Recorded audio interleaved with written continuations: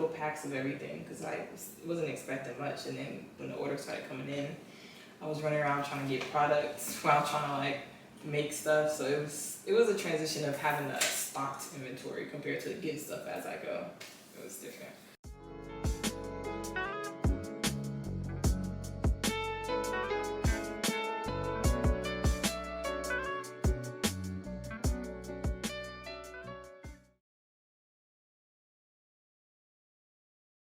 Welcome to another episode of Express Your Lifestyle podcast.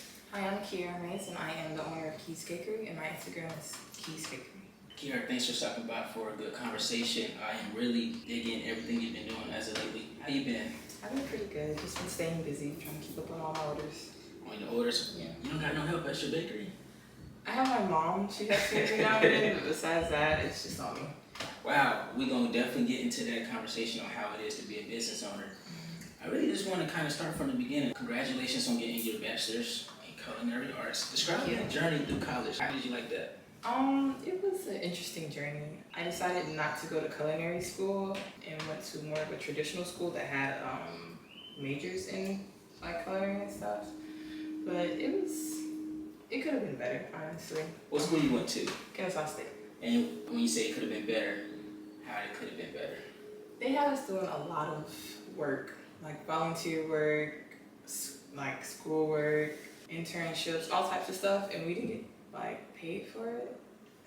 And it kind of sucked. And it was a lot of time that we just had to like dedicate to the program without actually getting any compensation or anything like that from it, on top of having to still do our schoolwork. So was it more about the compensation, or was it, did they not give you good experience? It felt like we were doing, like volunteer work, for example, it felt like we were doing work that staff members should have been doing. So stuff like that, it was like, we were just setting things up for the school instead of actually doing, like culinary related work. How did it make you feel? Used. Throughout Kennesaw, even though you wasn't getting the experience you wanted, what were your plans for after you graduated with your culinary arts? So I kind of had a plan since I was like 8 years old. So it was that plan. I planned on going to school and studying abroad, then coming back home and starting my business up as soon as possible. So it always been starting a business. When you was at Kennesaw, was there ever a chance that they let y'all make your favorite dishes? So for our senior project, we had to do a pop-up restaurant in one of the culinary houses that was down the street from the campus. And my themed restaurant was a New Orleans style themed, and I was able to make jambalaya, gumbo, and red beans rice. And those are all my favorite to make. Okay. Yeah. Upon graduating, I know you said that you always had the idea to start the business, but when you got your degree, how was that feeling? It was relieving. I was so glad it was over. I'm not a school person. I can do it. I can make an ace. I just don't like it. The effort, the work. Just don't like it.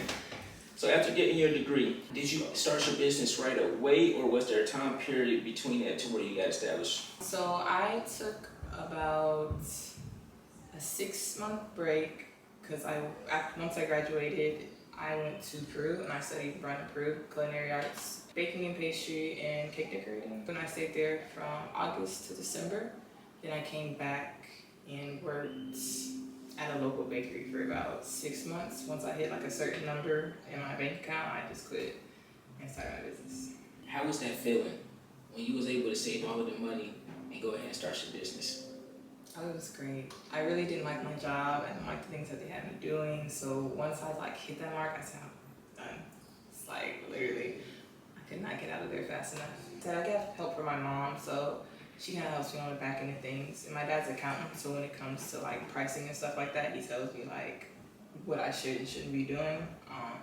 But besides that, like as far as menus and recipes and all that, that was I know you said around 8. Well, actually, when did you start getting the love and passion for baking? Take us back to that time in life. So I've always liked to cook, just since as far as I can remember, I've always liked to cook. But I think I got specifically into baking when I was around 8-9 years old, because at the time they started making those baking shows, and they created this big Sully Monsters Inc. cake, and it looked real, and I just fell in love. I was like, this is what I want to do. So just from that, you fell in love with baking cakes? Yeah. And do you know the first cake you ever baked? Yeah, Yeah, it was probably a red velvet cake. Yeah. Red velvet's the best. Definitely a red velvet cake, and I just made it. It was probably for some family event or just like for my family. It wasn't anything special, but How were the reviews on it? they loved it. They were very encouraging. My family's encouraging, but they're honest. So if I make something, They gonna tell you. they're like, this isn't it. So from that first experience, did they have to start to pick up? So I think it started with me like drawing and stuff like that, because drawing and like being creative goes a lot into baking and pastry. And then once I was able to, I would like on the weekends I would find recipes and stuff like in magazines, and then my mom would give me the stuff and I would make it. And then it just kind of went on from there. Then I started taking classes when I was in high school, and I just kept going from there. Was there any time that you felt like this was actually going to be your passion in life? When did that start to like, I'm actually going to be like a baker and designer? I think it started to settle in when I was in my senior year of high school. I went to a technical. For the first part of the day, I was at my regular high school, then I went to a technical high school, and I did culinary arts classes there. And I got selected to be on their competition team. And so when I was in the competition, and I was a pastry person, like in charge of the pastry stuff, and they had all the cameras around me recording me as I was like finishing my plate. I was like, this is what I'm gonna be doing. Like this is what I like really love doing. Like, and I just kind of was like, just kind of settled in right there. That's dope. Did you have any other hobbies besides baking? Yeah, all in the arts, drawing, painting, writing. I like to like create stories and stuff like that. I try to be a jack of all trades. I have to stop myself sometimes from like trying new things and trying to master everything. So. I was gonna ask this question later, but like you are real artsy and you have stated that you done some travel abroad situations. How did that experience shape your inspiration for, baking? It introduced me to a lot of different methods of baking and other ingredients. Just from being in a completely different like country and studying their like pastries and the way that they like do stuff, it's helped me a lot. As far as like creating like my arts and stuff, that it's like it happens everywhere. I just kind of have like stories that go on in my head, and like I see things and I'm like, ooh, I would love to draw that in this situation. So I'm kind of always getting inspiration no matter where I am. Whatever environment you're around, just kind of soak up and live. Yeah. That's fine. How would you compare the experience over there of abroad? Do you like their ingredients and taste and texture better than you like it over here in the U.S.? I would definitely say I like abroad better, and it's really just because the quality of their products that they use, they don't have as much, to put it like straight like bullshit. They don't have a bunch of like just mess and ingredients, and everything's really straightforward. Even the way that they measure stuff out is more accurate, like the measurement system that they use over there. Yeah, it's a lot more precise, and it's necessary for baking, and I've like adapted it myself because it's a lot easier.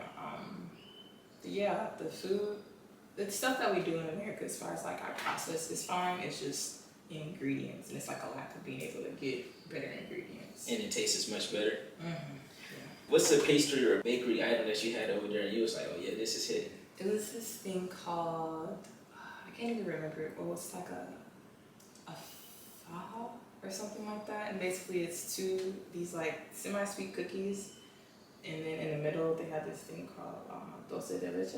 It's in the middle, and it's really good. Is that chocolate? It's like on the caramel side, like it's in the family with caramel. Oh, so it's like a cookie and it has like caramel in it? Mm-hmm. That sounds good. Yeah. What country is this in? Korea. Any other countries have any good foods? Yeah, all of them have really good food. Dominican Republic, I've been there. Jamaica, obviously, has great food. St. Lucia's food is really good when I went there. Colombia's food, really good. They have really good street food in Colombia. But I'm just a big food person, so I see. Whenever I go to new countries, I'm just like, food, that's like my first thing. That's like where most of the expenses go towards food. Yeah, because I feel like that's a huge part of culture. Everybody loves food. When everyone gets around, it's like, okay, well, where's the food at? Like, when people are together, you're supposed to have food. Got to. What's your favorite dessert to bake? Probably cakes. Cake? Yeah, just Red cakes, velvet? because it's, red velvet or vanilla. Really any of the cakes, it doesn't really matter, because for me, it's all the same process. You just kind of add different things in depending on what you're making. But cakes, just because it's straightforward, I can do it in my sleep, and like... So you got the best cakes out? I would like to think so. Okay. best tasting dessert? We need to know. Everyone likes my red velvet and my banana pudding. Those two are like my top flavors. Everyone's always skeptical about banana pudding because they're like, I don't understand how banana pudding can be a cake, and then they try it and they're like, okay. We're gonna switch gears a little bit.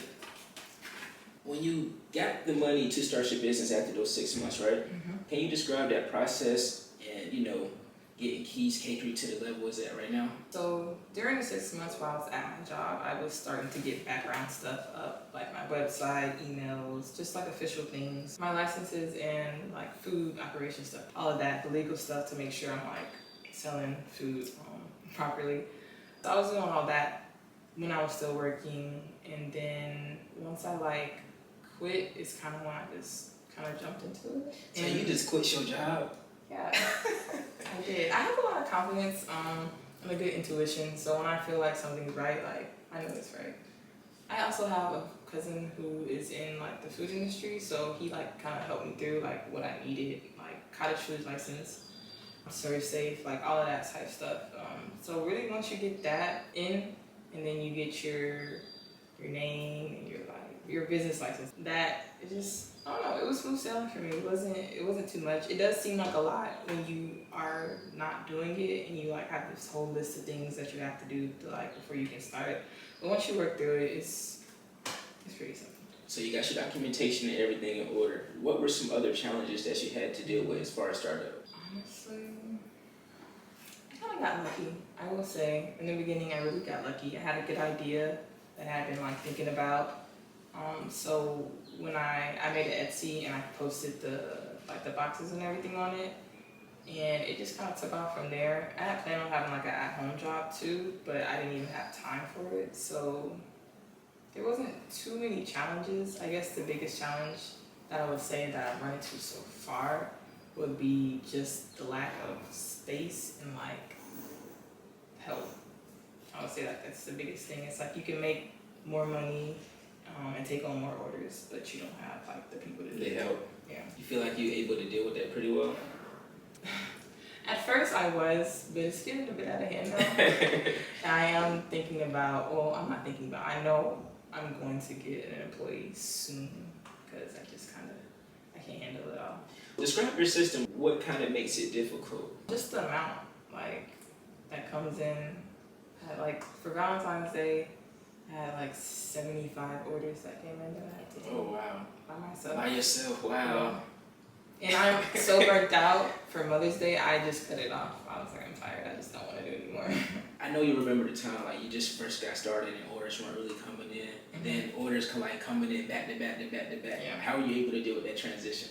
It was tough because I definitely underestimated myself as far as like inventory and what I needed. So when the orders started coming in, like back to back, and I was like, I don't have this, because I was only, you buy kind of like for what you need, and you kind of start off small, and then as time goes on, you get more. So I was just buying little packs of everything because I wasn't expecting much, and then when the orders started coming in, I was running around trying to get products while trying to like make stuff. So it was a transition of having a stocked inventory compared to getting stuff as I go. It was different. When was the period things started to kick in, like orders started to pick up for you? When I first posted it on Etsy, I posted it, and then let's say like I think it was on a Monday morning. By the time I went to sleep for that night, I had like 7 orders. And this is like no ads or anything, like people just seen the actual post and they just... Yeah, I said I got lucky. I really did. I got lucky. I had a good product, and I'm good at taking pictures too, so I think that helped a lot. But my cakes are a little slower, but they're also, you need a lot more time for them. So people will hit me up like a couple days before and be like, I need a 2-tier cake, and I need it to be less than $300 in 5 days. And coming to you with demands. yeah, and so that's how a lot of my cake stuff went. I missed out on a lot of cakes because people will always hit you up at the last minute when it's some grand cake and give you like 24 hours to do it. And it's like, I can't do that. And I used to do it. It was very stressful, and I just got to the point where I was like, I'm not going to do it. You're trying to be customer service oriented, but how does that make you feel as a business owner? It's annoying because you knew your daughter's birthday. It's always, oh, my daughter, she really wants this cake. Then why did you wait 5 days before? So that's like the biggest frustrating part is that people plan these big events and they don't think about the cake until the last minute and then want us to like make magic happen. They want this big thing and it's like we need time to order this stuff or make it. I can't do that. And you just solo member like doing everything. It's just me. And they just want me to like stop what I'm doing and like get on their cake. Those customers, do you find hard to retain, or do they still understand the situation? Some of them will come back. I never really care because it's like a cycle. Like people come, people go, and a lot of times those customers usually don't have the budget that to get the cake that they want. Sheesh. So I'm never really worried about it. You can't be coming to the table making demands and you ain't got the budget. Yeah, I find that a lot. So it's very common. Do you plan to hire soon? Yeah, definitely. At least by next year. By January, I should have somebody. What role would this be for? An assistant, doing the little stuff that I have to do that takes up time that I could be doing something else. Just kind of coming behind me, finishing things off so I don't have to like completely finish it. Little things just because I'm not ready to just let someone have like, full control. We'll see how that person goes. But there's little things that I can teach them, like decorating, boxing things up, making boxes, stuff like that. Yeah, it would definitely be a lot of help. I would get a lot more money, but yeah, it's coming soon. And when the orders are coming in, do you typically just, reinvest it back into the company? Yeah, all my money usually just kind of just goes. I don't spend too much on your things, so most of my money just goes straight back into it. I'm usually buying something for it. Whether it's like a new iPad or something like that goes along with my business, it's usually always for it. That's what's up. And how do the customers like your products? They love them. As far as I know, they love them. I haven't had any complaints as far as decoration or taste audits. I haven't. I've had one issue with decoration, but that's a crazy story. That is, Yeah. It was one of those people, so it was kind of different. A difficult customer? Yeah, but it was more so like her mom. She didn't have a problem with it. Her mom was crazy. But like I said, it was Can't please everybody. You cannot please everyone. That's a big lesson I had to learn. So they saying 10 out of 10 on the taste and the design. Yeah. For the most part. What we need to do to get Keys Cakery more out there? Where do you feel that, or you as a business owner, like, what do you feel like you could be doing a little bit more in this area that would kind of boost the business? Social media, 100%. I'm not really good at it. I don't really like it. Like I get on, I can scroll through, look at stuff. But I'm mainly just kind of looking at other cake stuff, world news, dogs, But being on it and like truly being a business owner on social media is posting every single day. Most of the time today. Constant creating content. And it's hard to create content when I'm working. It's like you can just set up your camera, but that takes time too. Sometimes you just wanna get stuff going and like that 30-40 minutes to sit in the camera, making sure it's the right angle. It's like I could have been like I could have did 5 things now. Exactly. So it's hard to but that's why if I had a helper, I could spend a little more time on social media and like actually recording myself doing things like making these cupcakes. Like that's just something simple I could have recorded, but I couldn't. I hadn't had time. Whenever you get time to do that, will you start like a YouTube series? Yeah, I try to do YouTube. It takes too much time. And I'm good at videoing, editing, all that. It's just time. All it is for me is time. I know how to do it. Like I said, I try to master everything I do. But Sounds like you're doing a good job with everything, just trying to balance And maintain for right now. What is the most popular item on the menu? Red velvet cake. Everybody loves red velvet cake. It's crazy because I don't really like it, but everyone goes for red velvet cake. The cakes or my cinnamon rolls. People like my vegan cinnamon rolls too. See, I was about to get those, but see, I'm not the biggest healthy guy, so I didn't know what vegan. Vegan does not equal healthy. I have to explain that to people all the time. Okay, please. It's still full of sugar and it's fat and all that. It's just lacks dairy products and eggs. My vegan cinnamon rolls are really good. I use all the same products you use for regular cinnamon rolls. I just take out the eggs and I replace the regular dairy milk with oat milk. Hmm. It has the same taste. I'm gonna have to try it out. Definitely, I definitely suggest them. They're my favorite, and I'm not a big cake person, surprisingly, but that's my favorite right there. I'm not a big dessert person, Okay. so I prefer like pastries like donuts and stuff like that, or cinnamon rolls, but not really like cake. I like the pastries too, but I'm a red velvet guy. Everyone is. That's why I switched it up with these lemon cupcakes that we're gonna try. You gonna try one? I haven't tasted them. You But got. yeah, I'll try one. Got I to. have to try one on camera, but I came across a interesting thing about when you first made your first wedding cake. You had like a Crazy experience. what was that all about? I was just really nervous because it was my first wedding cake. I never did it before, and I understand how important weddings are and their cakes. And brides, you know, that's their very special day, so you want to get it right. So it was just about getting it right. And I was still young. I was still in college. I think it was my senior year. So it was just nerve-wracking. It's a lot. Birthdays is one thing, but weddings are weddings. Okay. In the midst of a senior year in college, I can imagine what that time was like. Yeah, it was right around the time I was doing my pop-up restaurant. I had a lot going on. It was just, I know you're on edge. I was already doing that with everything. This is crazy. Like, I'm just hearing like 3 years of just grinding by yourself. Just to think that, like, you know, you're almost in the midst of trying to get some help next year, and you said that you feel like social media is gonna, you know, help boost your business. What else do you see can help your business out besides the helper in social media? Getting a storefront, I think most definitely getting a storefront, because I noticed that when it comes to sweets, a lot of times people just want to get it. They will call me like, hey, can I have a dozen cupcakes now? Can I have 4 dozen cupcakes in 2 hours? And it's like, it's not gonna happen. It's like if I was in a storefront, I could easily do that because they're already gonna be made, put them in the boxes, tell them to go.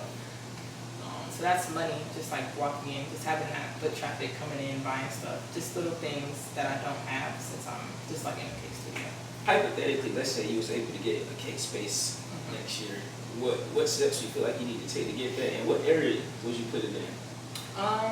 So definitely trying to get grants and loans because I want to be able to afford a good area. Because I would pay anything to be in a place with good foot traffic. I don't really believe in paying a low amount of rent just to be back in the back of a parking lot where no one's really gonna see you. You know, you only get it by word of mouth or online.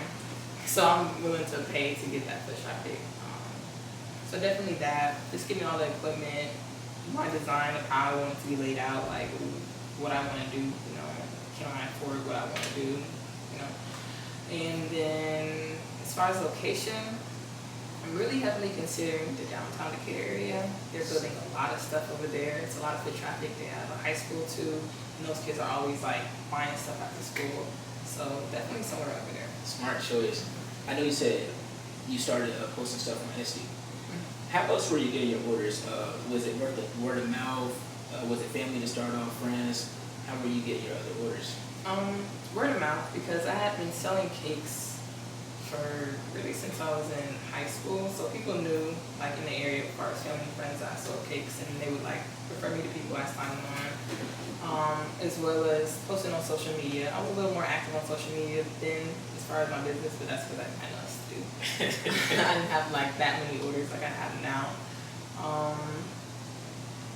Yeah, so really just those 2 things, and then as time went on, like people just kind of kept telling people and getting more and more customers like that. Alright, we gonna go ahead and try these cupcakes out, see what they talking about. I'm so mad I didn't get the red velvet, but we gonna see what the limit. Yeah, I was surprised because I almost just made, I didn't even look at your order, I almost just made the red velvet cupcakes. So I was like, let me just look at this. Oh, so you already knew I wanted red velvet. Yeah, it said lemon, and I was like, oh, okay, well, never mind. Like, See, when you have a girlfriend, they be hating on you. She said switch it up. you probably always get velvet. Yeah. It's not Yeah, I that don't- good. Red velvet isn't that good. What you guys like is the dye that's in it. Alright, we gonna just see what they talking about.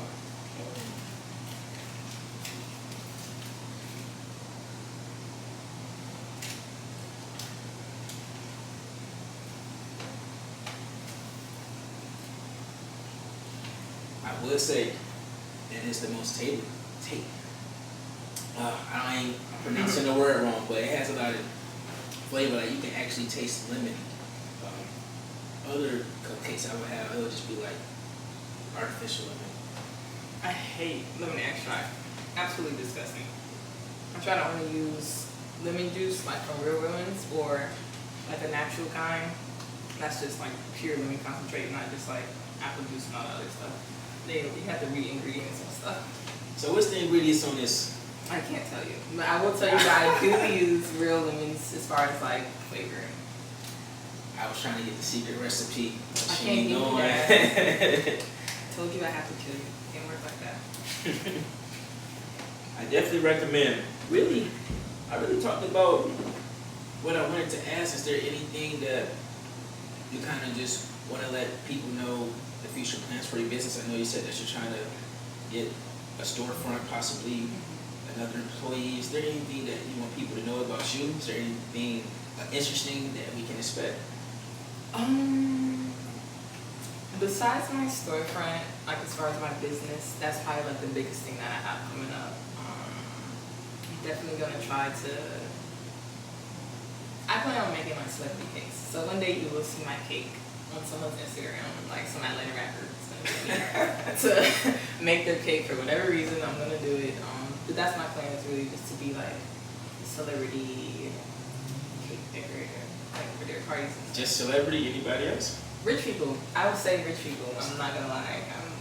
You when it comes want to my the doing, money. I want money. People pay. I've seen people pay $10,000 for cakes. It's about that time. You say you're ready. That's my goal. I'm not trying to be the local bakery. What is your timeline for these other? On the scale to try to get to be a celebrity baker and maybe have a storefront. Realistically, I'll say 5 to 10 years. I give Okay. myself that gap just because I am a lucky person. I am really good at what I do. It could be 5 years, it could be 10, but I'm gonna shoot for like 5. That's a bit. I can't wait to come check out the storefront downtown Decatur. I know I'm going for more of a boutique type bakery. I'm trying to grab people in as far as looks, because I know if you have something cute or some type of cute wall, people are gonna come there just to take pictures. What's your theme? What's your theme for your bakery? Cute and girly. Cute and girly. But like kind of still like a chic, classic look. Are these your colorways? The pink? Yeah, I usually have a white box, but I can find it. I'm just going. But pink, white, and gray are like my main colors. And the last question I wanted to ask, what was the dopest place that you have traveled to? I have to say Peru. Peru. Yeah, because I went to see my first time seeing one of the 7 wonders of the world, which is Machu Picchu, and that was pretty dope. It was pretty breathtaking. Like still a big nature person, so no matter what, I'm always like awed by nature. But that was pretty cool. That was the best experience so far. I never experienced that like that, and it had the most different like scenery and landscape that I had been to. Most of the places I've been to have been islands, or just tropical, and Peru's kind of got all of it. If you go like north, it gets hot. If you go south, it gets cold. It doesn't really rain over there. They've got cactuses and palm trees and these mountains. It's like it's all over the place. Like, But that's your vibe though, right? Yeah. Like, so when you travel, you like go for more of the tropical scenery? But I really just, when I travel, I'm really just trying to see the world. So The experience. yeah, so just because most of the islands are right there, I just went to those first, with my family, and then South America too. So I'm gonna work my way over to the east soon. Yeah, I was gonna ask. Besides, I know you say you like to try different foods. What are some of your favorite activities to do while you're over there? So definitely talking with the locals, experiencing like the culture on their standpoint. I like to do touristy things, but I always like to get out and just really see what it's like to like be a local there, see what they do, what the language is that they speak. That's the main activity I like to do. Then after that, I'll do touristy stuff like some type of adventure activity, whether it's like hiking or doing zip line or waterfalls or something like that. And then food, going around trying food. Got to. Can you speak any other languages? I speak Spanish a little bit. It's not as good as it used to be, but I can still understand it pretty well. We definitely appreciate you for stopping by, and please let them know your @name so they can go ahead and try these delicious cupcakes. Yes, so my Instagram is @Keys Cakery, and yeah, that's all I have. My Facebook's the same thing, it's @Keys Cakery as well if you want to add me on Facebook. And my website is keyscakery.com, and my Etsy is also Keys Cakery. Everything is Keys Cakery. Thank you for another successful episode, and we out.